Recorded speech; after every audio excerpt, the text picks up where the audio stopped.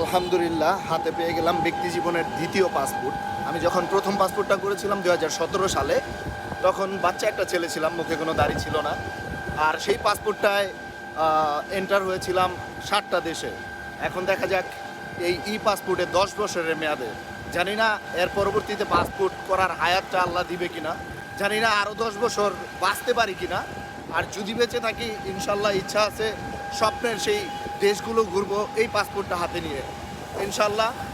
আর একটা বিষয়, প্রিভিয়াস পাসপোর্টের সাথে বর্তমান পাসপোর্টটা যখন মিলাইতে যাই তখনই আসলে চিন্তা করি বয়স কত দ্রুত ফুরিয়ে যাচ্ছে, জীবন কত দ্রুত ফুরিয়ে যাচ্ছে। আমার আগের পাসপোর্টের সাথে মিলিয়ে একেবারেই মনে হচ্ছে বাচ্চা একটা ছেলে ছিলাম।